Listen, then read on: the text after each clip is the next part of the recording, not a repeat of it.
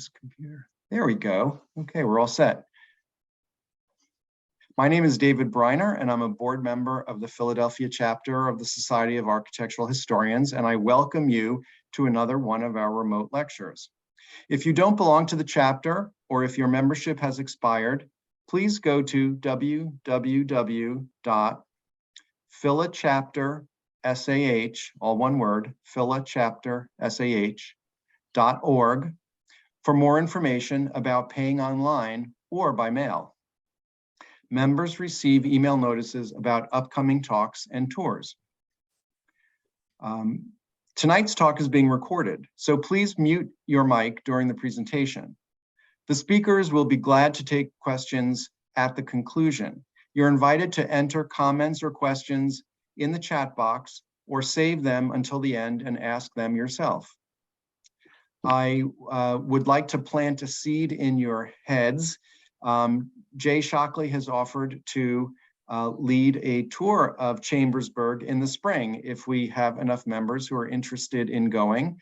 If you think you would be interested, please share that information with me in the chat box so that we can decide whether we want to support a visit to Chambersburg in the spring. In addition, I would like to remind people that we have some upcoming events. One in particular that I want to mention: in the early part of December, Al Willis will be giving a talk. And so if you check on our website or check your emails, you'll be finding out about additional programs that we are sponsoring. I'm very glad to introduce tonight's talk, Recent Discovery, Samuel Sloan, Terracotta, and the Franklin County Courthouse in Chambersburg, PA. Chambersburg, PA was the only northern town burned down by the Confederate Army, including the Franklin County Courthouse of 1841 to 43. Though the building, central to the town's history, was reconstructed, it was never known who was responsible for its design. During the pandemic, one of the lecturers noticed that the column capitals on the courthouse are terracotta. Prior research by both lecturers on the central role of Philadelphia architect Samuel Sloan in the promotion of American terracotta in the 1950s led to the further discovery that Sloan and his partner Addison Hutton were the architects of the new courthouse. Jay Shockley, an architectural historian and preservationist, was employed by the New York City Landmarks Preservation Commission for nearly 36 years, ending in 2015. As the senior historian in the research department, he researched and wrote more than 100 reports covering all aspects of the city's architectural and social cultural history. Currently, he is co-director of the New York City LGBT Historic Sites Project. Susan Tunick, a New Yorker, is a ceramic artist, historian, and preservationist. She combines her interest in making ceramics with her concern about preserving historic architectural ceramic surfaces. As president of the Friends of Terracotta, she is active in research and advocacy, working to protect terracotta and tile. Please, along with me, welcome our two speakers. Thank you, David.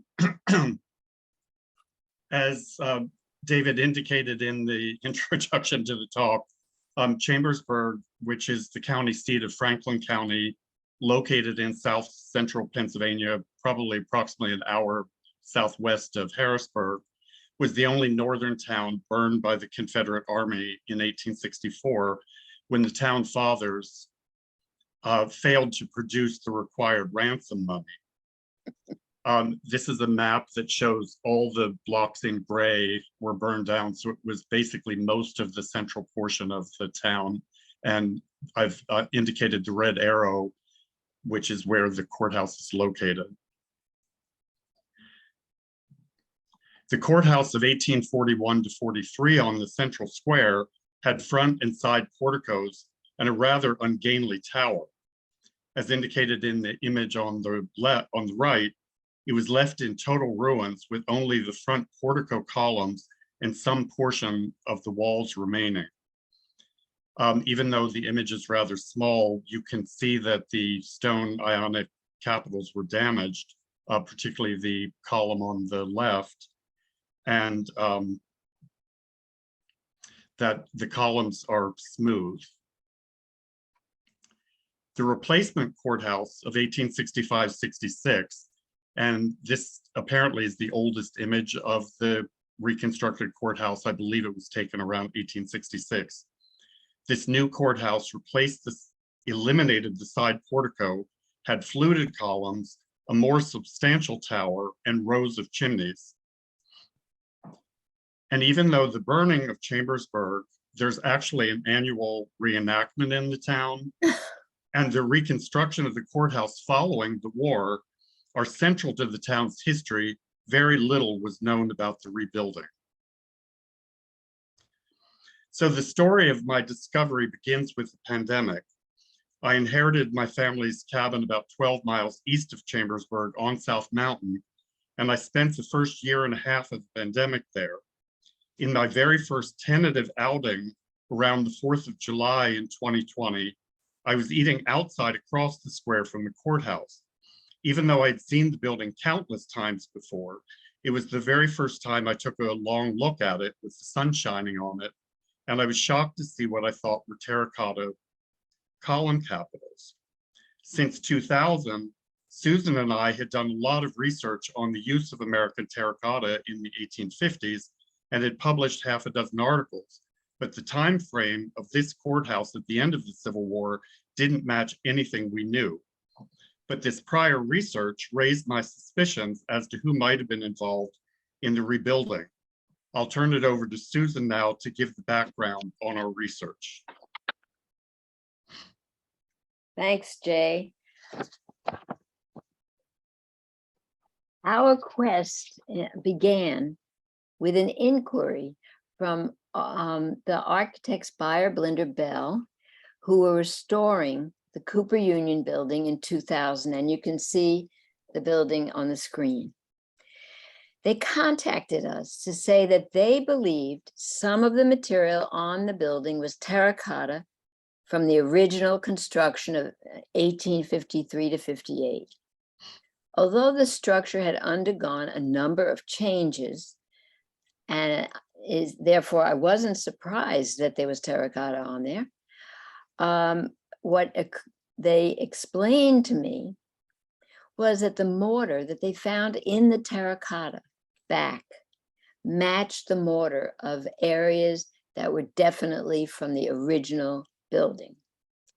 So Jay and I began researching. We were commissioned to do a report for Cooper Union, and research showed that pioneering efforts to market architectural terracotta were carried out successfully by a small number of American terracotta companies from the early 1849 up until, now this is a date that will be of interest throughout, till 1861, although there's a question mark there.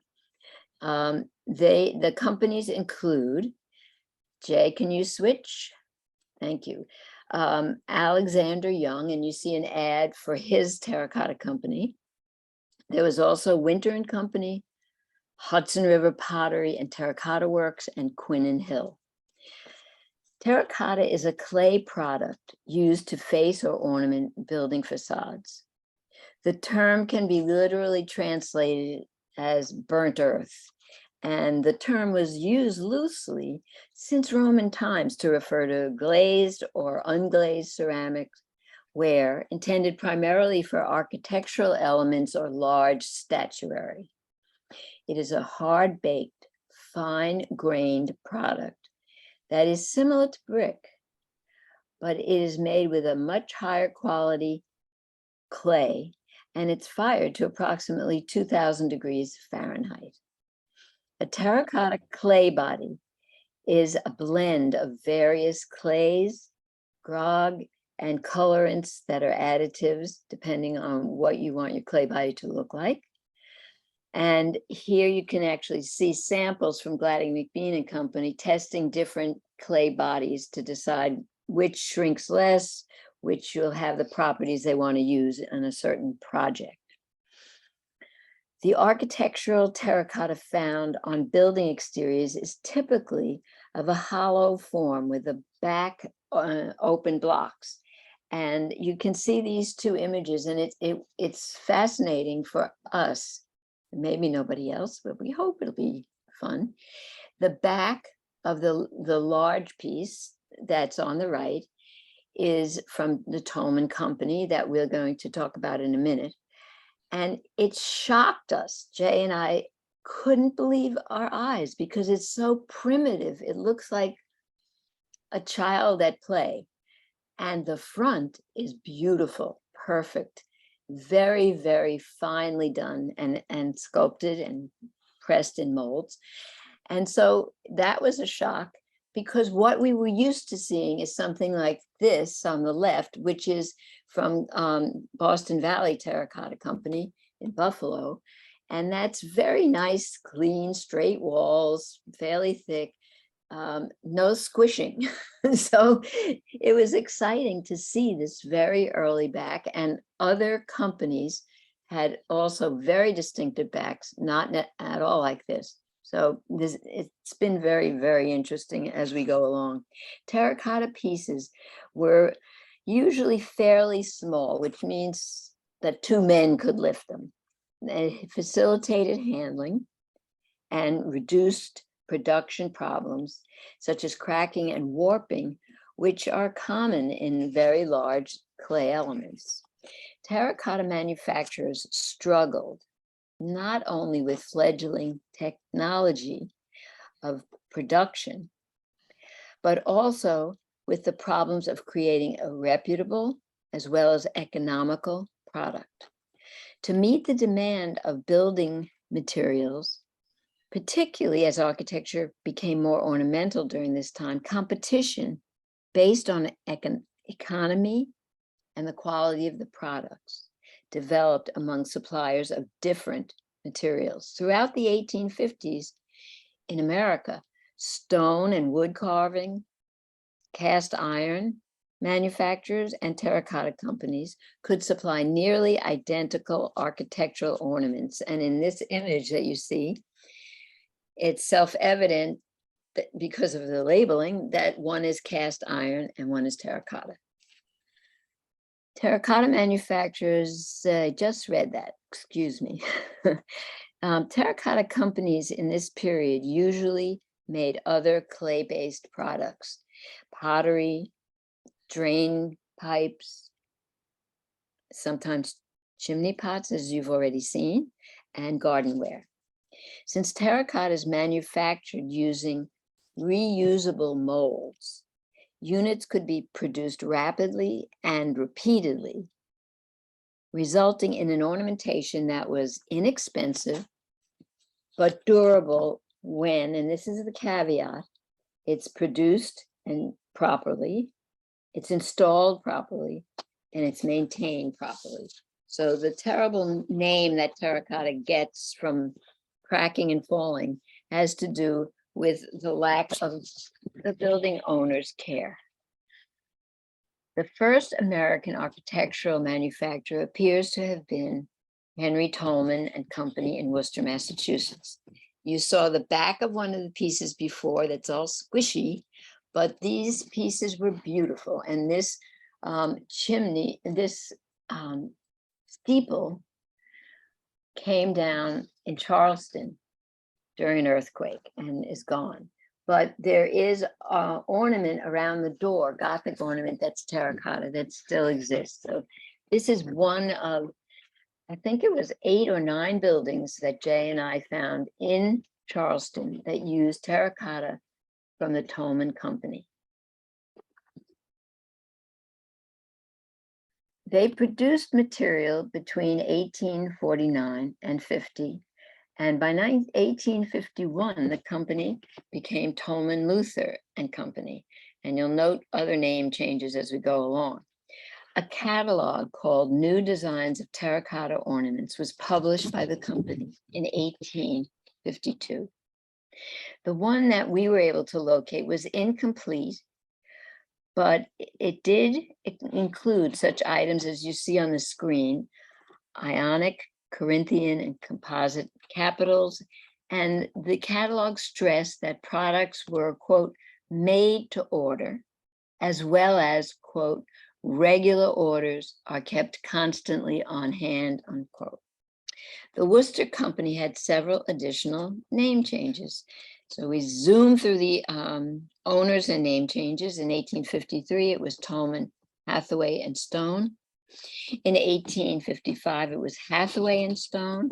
And by 1856 through 1860, it was just William Stone. And here you see an ad from William Stone.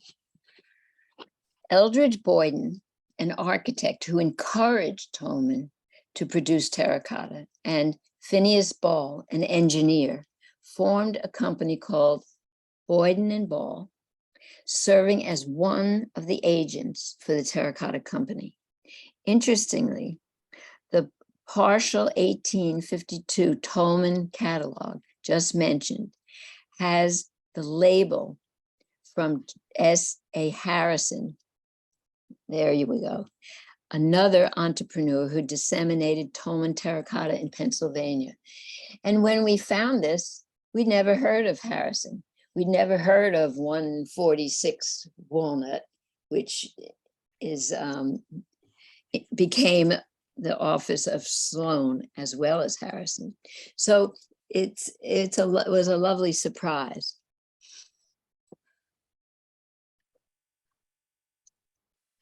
Harrison played a significant role in disseminating clay products.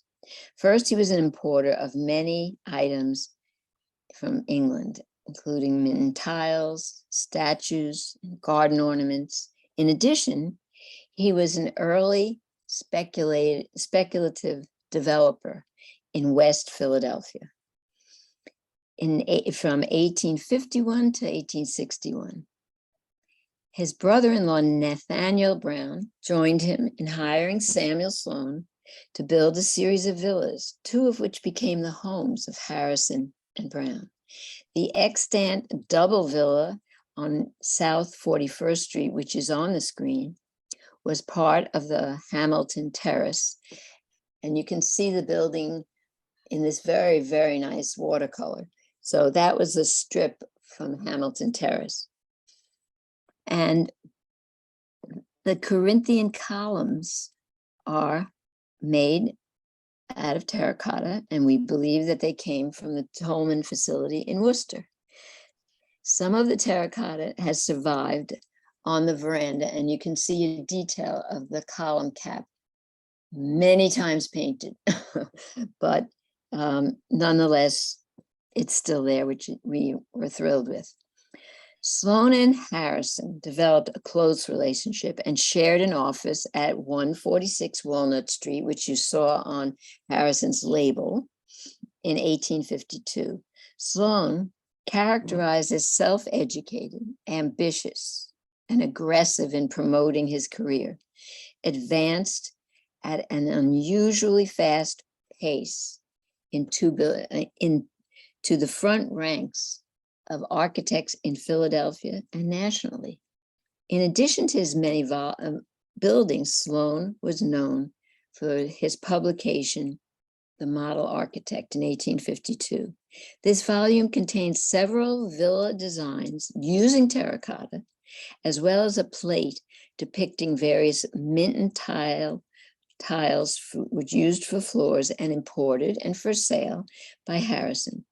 Sloan continued to use terracotta and was a strong proponent of the material.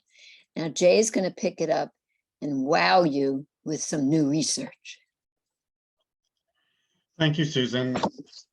So after I discovered that there was terracotta on the Franklin County Courthouse, I immediately went to the 1973 National Register of Historic Places nomination on the building, which was extremely brief. It stated in it, as you can see, I've underlined in red, that it was done by an unknown architect named S. Hutton and was rebuilt with the existing walls and columns. This name immediately raised my suspicion, since I knew that Addison Hutton had been a partner of Samuel Sloan's. And with the existence of terracotta on the building, I suspected that Sloan, Hutton, and S.A. Harrison were all involved. Unfortunately, I had 3 strikes against me in attempting to research the building. First, due to COVID, the county archives were closed, and they were planning to relocate to a new facility anyway, so that records weren't going to be available.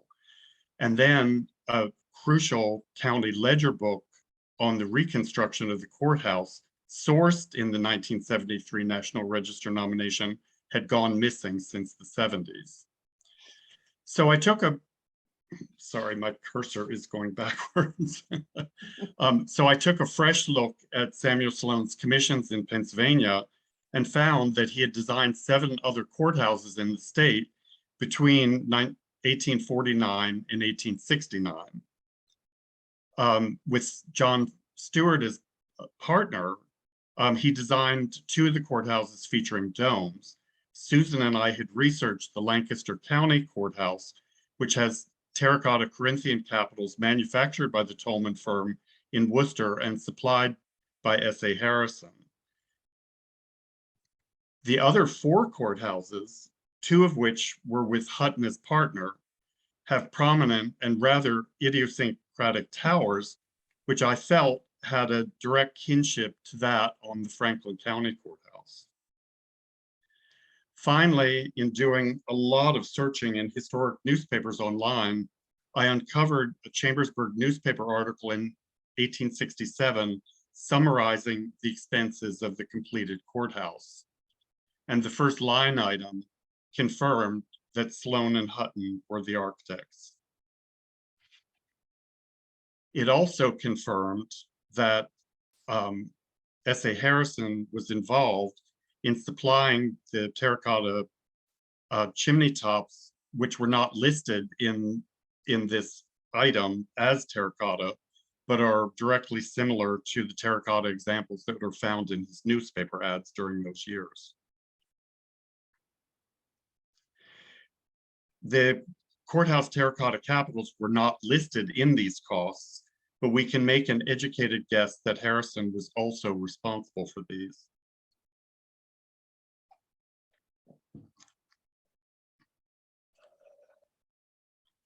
Between the years of 1853 and 1858, Harrison had been an importer and agent for terracotta, including architectural terracotta, marketed in Pennsylvania and Charleston, South Carolina.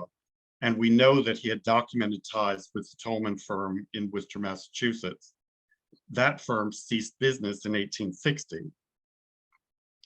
In 1860 and 1861, Harrison appeared in Pennsylvania and Maryland ads, still marketing architectural terracotta, but now manufactured by Lincoln Black's Philadelphia Terracotta Works. And it includes the statement in the ad, quote, "a large stock constantly on hand." Samuel Sloan in 1869 paid tribute in one of his publications to Harrison, stating that Harrison had started this firm. For the rest of the Civil War years, Philadelphia Terracotta Works continued to advertise, but mainly for drain pipes, ornamental chimney tops, and garden vases instead of architectural terracotta, probably a reflection of the significant downturn in construction during the Civil War. This 1865 ad announces a large expansion of its manufacturing facilities. So clearly the firm was not hurting during the Civil War years. So presuming that the capitals on the Franklin County Courthouse were manufactured in Philadelphia, it remains unknown if they were in stock from the company from the beginning of the war, or if the company manufactured them specifically for this building in 1865-66. These pieces are enormous for their time. Susan and I, when I first made the discovery, had a lot of discussion of that. It's manufactured in several pieces. It appears that the neck is one piece. This part of the neck is a separate piece. The volutes on the capitals, it's a ring around the entire column. So this is an absolutely enormous piece. And then the piece up here is a separate piece. And also a mystery that we just cannot put our heads around quite is the fact that if you see here, there's wood that was inserted between the neck of the column and the capitol itself. So that may suggest that they actually were not manufactured to go together and were placed together. We haven't quite figured that out yet. In summary, the courthouse's final cost of $52,000 in 1867, which roughly translates to $970,000 today, was extraordinarily expensive, particularly for a small town recovering from a long war and its destruction by fire. There's no evidence today of fire damage from the war or from different periods of construction on the building, so the walls were undoubtedly totally rebuilt on the foundations. So really only the foundations and portico columns survived from the earlier 1840s building. Thank you.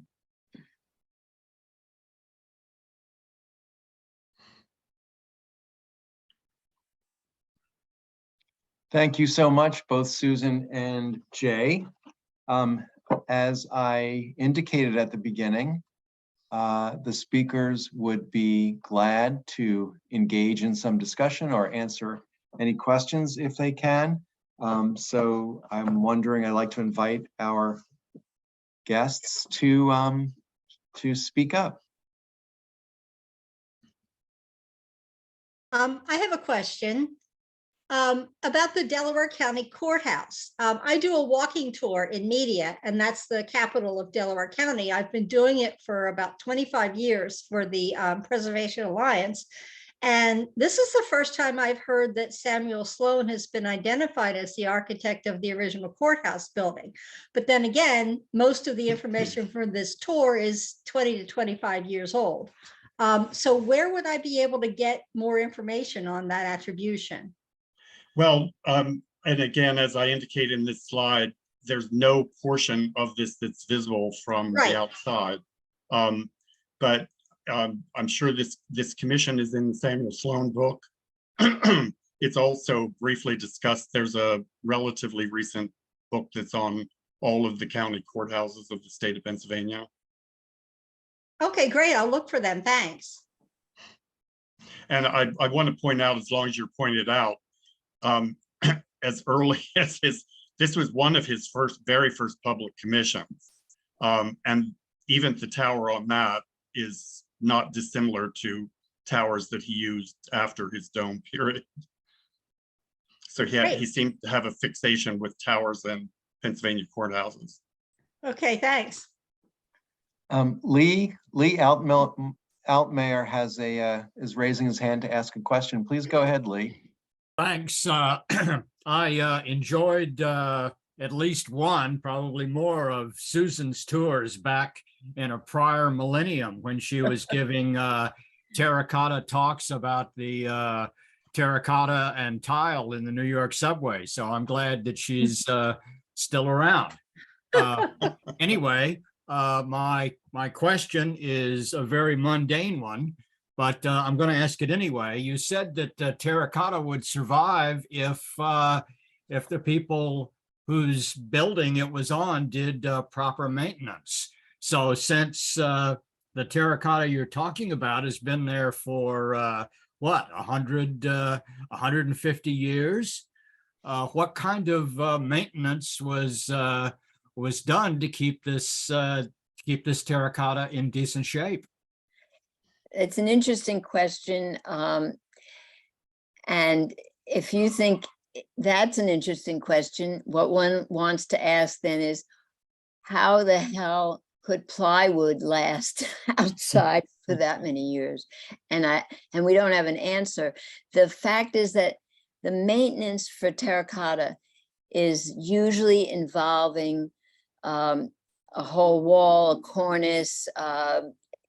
These are such isolated individual items, and as we said, they're individual pieces. It's not one piece.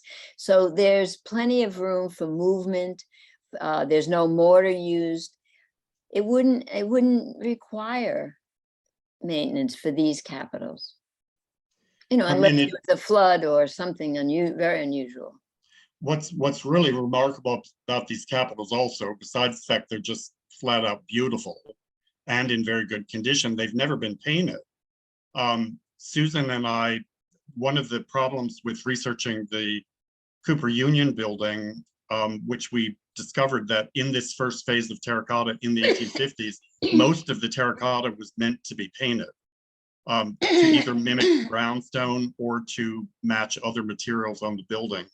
So it usually is very hard to find 1850s terracotta because it's been painted many times, and you have Susan and I could give a whole separate lecture on how to identify painted terracotta, but it's the reason why it was so shocking to me to make this first discovery, was that they were so visible as terracotta shining in the sunlight, and they're extraordinarily large and really beautiful pieces.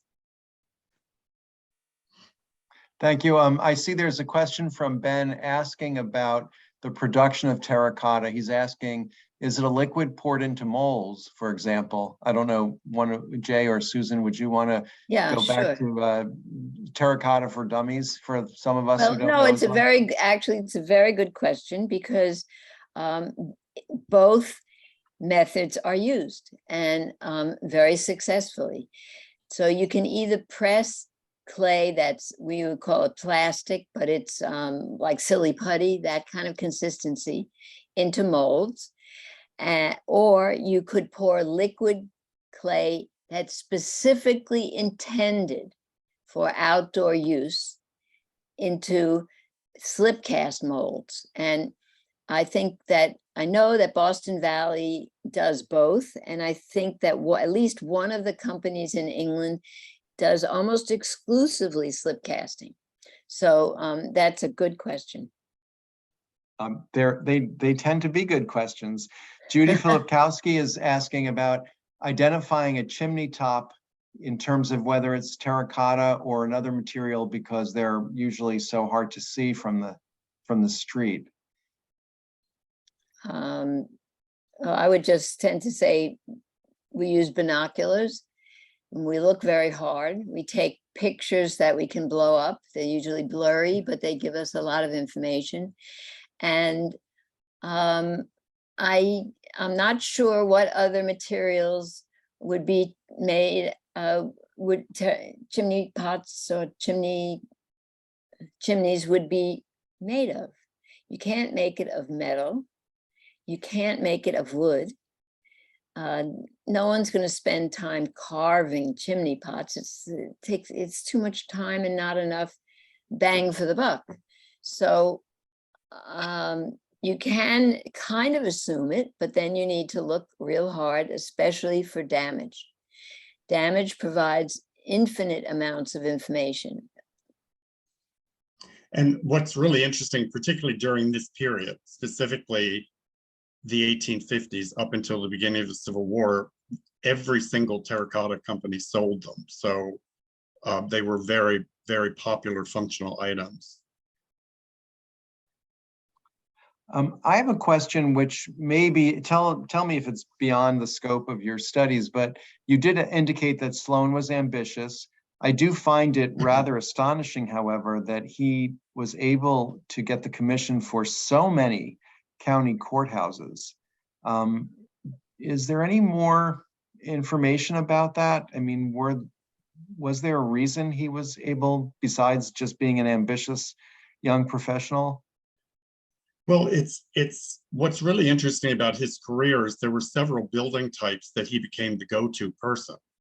In his earliest days in Philadelphia, he was an adjunct. I'm blanking out the name of the hospital in Philly that doesn't exist anymore, but he ended up going on to become the leading American architect for the old-fashioned, politically incorrect now, but mental hospitals. Mm-hmm. Sloan was the leading architect for those. So he became well known for governmental institutional buildings. So I really don't know at this point how many courthouses outside of Pennsylvania he did, but he was already associated with governmental institutional buildings I see. and schools. He did a whole bunch of schools. Great, thank you.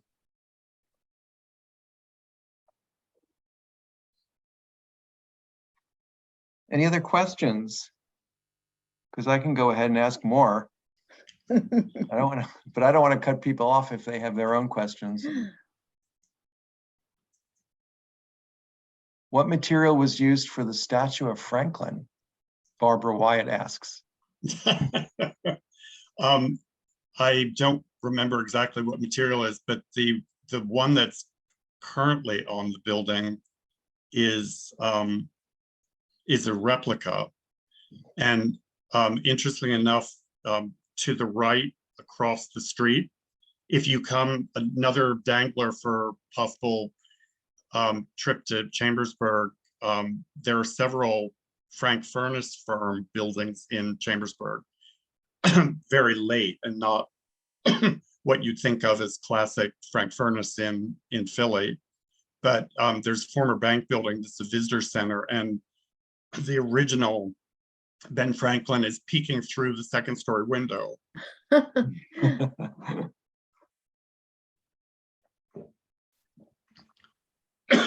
My question has to do with what do you intend to do with this information in the future?